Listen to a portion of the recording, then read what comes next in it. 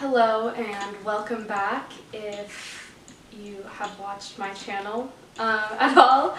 If you haven't, then hi, I'm Val. I am going to be talking about how to do an exchange specifically while you're in high school, but honestly this can probably apply to any exchange at any time in your life that you're trying to do it. 2 years ago, I went on a high school exchange, my senior year of high school, to England, and it was one of the greatest experiences of my life. I miss it every day, and I have got a lot of questions about how I went on an exchange in high school because it's not super common. It's a lot more common to do an exchange when you're in university, and honestly it's a little bit easier, but it is very possible. So I just wanted to share with you guys how I did that. So anyways, without further ado, let's get into the questions. I just wanted to say that this video is kind of structured into two different parts. So the first part is going to be more about the planning procedure.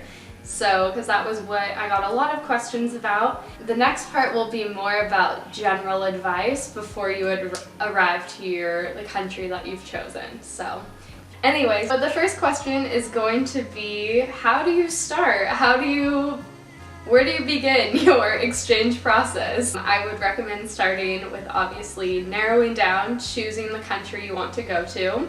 Talk to your high school, your school counselor, to any trust people, and just tell them that you're interested, see if they can offer any suggestions.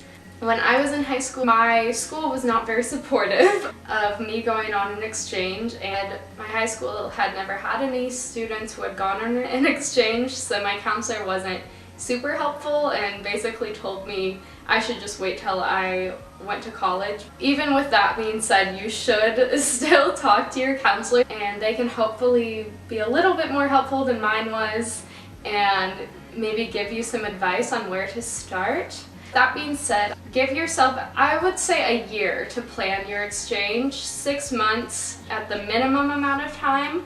But I would say having a year where you can just plan everything out and prepare for everything is probably going to be the best step for you. I decided I wanted to do an exchange my senior year, so I started planning the beginning of my junior year, and that was really helpful, especially in high school, because doing an exchange, you are most likely, unfortunately, not going to get your credits from abroad to transfer to your high school, and I would just kind of plan with the idea that your credits aren't going to transfer, and if they do, then that's just a bonus. So just having a good chunk of time that you can prepare for little ups and downs like these is really, really going to help you out. My next tip for the planning stage is to find an organization in your country of choice. I had some questions on finding host families and schools and things like that, so going through a study abroad organization is really going to be the only way you can do an exchange. They're not really going to let you in the country if you try to plan these things yourself, so you will have to go through an organization of some sort, and the organization will plan things like a host family, the school you'll be going to, everything like that. That will all be part of the program. I would honestly just start with Google. I honestly just looked up study abroad in England in high school. So you can just search something like that and it should give you a general list of some organizations. I personally went with Study Abroad UK, and I'm not going to say I recommend them, but I also wouldn't say that I don't recommend them. I would just kind of look into the pros and cons of every organization. Reasons I went with Study Abroad UK because they were based in the UK, so it kind of got rid of that middleman that you're paying like an extra $1,000-something to. So it saved me a bit of money, but I did have some problems with my host family and them not really wanting to sort some things out. So there was some complications, but overall it was a legitimate organization, and I still did have a positive experience when I did study abroad.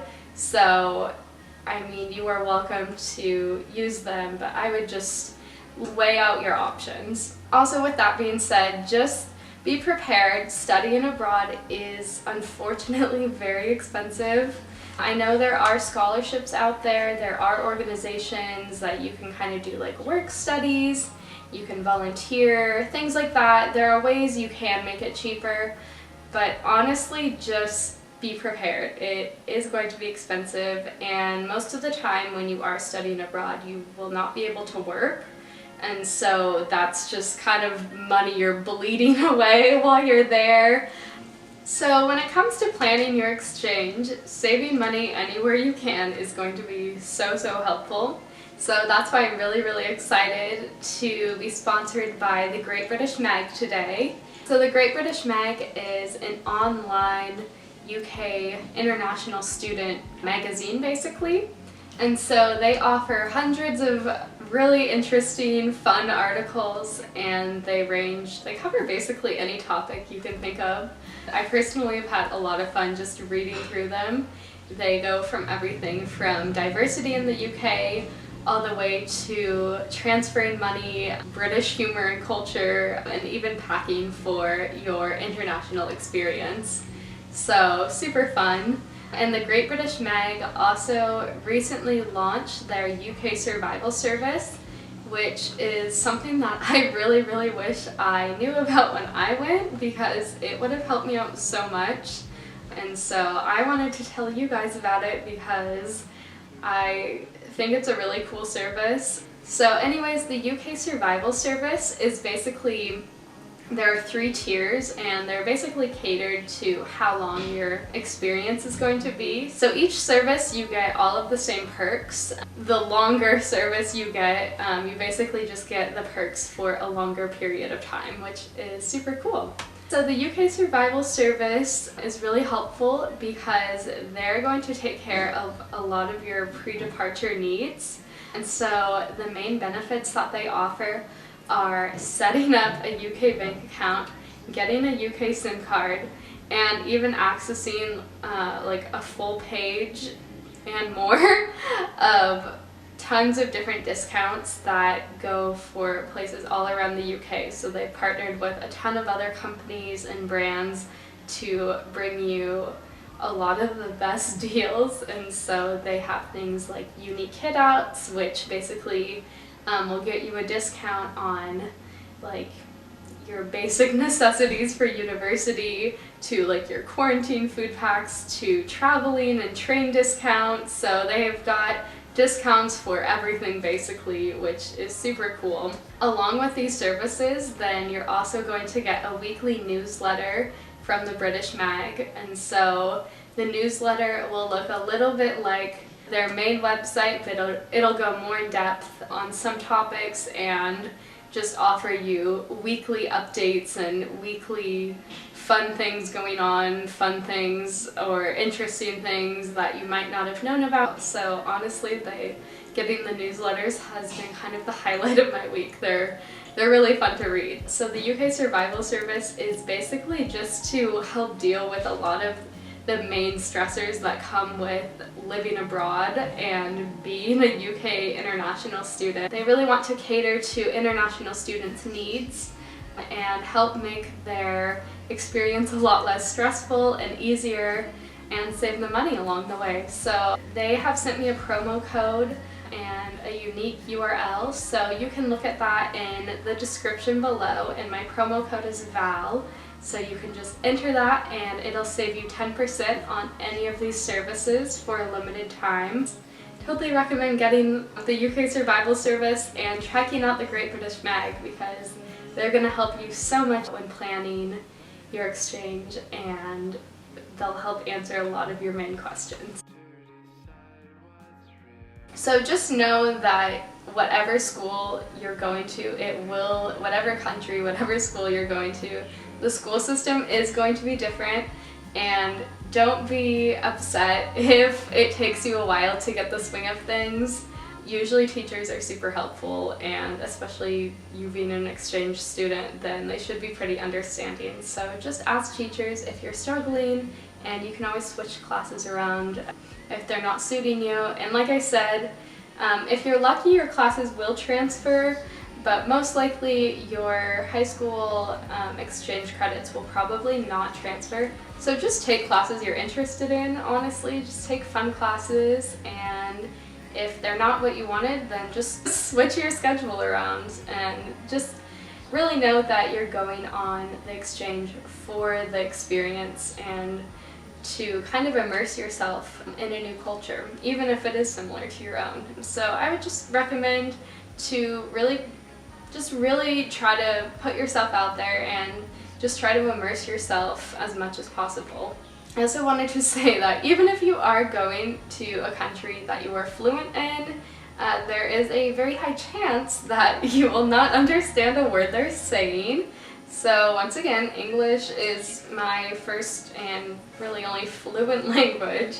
And I went to England, I watched too much British television, too many British movies, so kind of go in thinking it'll be fine, I'll be able to get around the accent. No, you won't understand a word they're saying, and that's okay. It's part of the fun, honestly. Every part of being abroad is so incredible because every little thing you do is going to be kind of like a mini adventure. So washing your clothes, plugging in something, it's going to be different than how you do it at home most likely. So it's all part of the fun, all of the challenges, all of the ups and downs are just part of the experience and part of growing and part of being in a new culture in a new area. So it's all in the fun of going abroad. Don't feel sad, don't get upset if you're not making friends, especially local friends right away. It's going to be a lot easier to make friends with any other exchange or international students. So for me, it was kind of a lifesaver having my host sisters. We lived together and we went to the same school, so we were kind of bonded pretty tightly. And it took all of us at least a good month, I would say, before we started really making friends and talking with local students, just because people are a little bit more reserved and it's not like the movies. People are not going to be approaching you and you're not going to become the most popular student there. So it's going to take some time for people to get used to you and for you to get used to these new people. Just try to connect with, especially international students, try to connect with your teachers, heads of your school, librarians, things like that. Try to find anyone that you can talk to and share some of your struggles with, and eventually it will come that you will make local friends. So don't be worried if it doesn't happen right away, it probably won't. I just wanted to end this by saying if you're unsure about studying abroad, then honestly just do it. If money, if COVID even, if self-doubt, if any of that is getting in the way, just put your energy, all of your energy into preparing for this experience and getting excited about it, because honestly, any setback is going to be so worth it, and studying abroad is going to open you up so much. It's going to make you so much more open-minded, and it's going to really grow you as a person, which I know it's really cheesy, but honestly, just don't even think about it. Just find a way to do it and do it. Okay, so that is pretty much all of the tips I have. If you have any more questions, then please comment anything below. I'm hoping to focus my channel a bit more on some study abroad, and especially just traveling, moving back to England, because I will hopefully be going back there next fall 2021, and so I'll hopefully be making some more university related study abroad videos as it gets closer. So anyways, thank you for watching and I'll see you next time. Bye!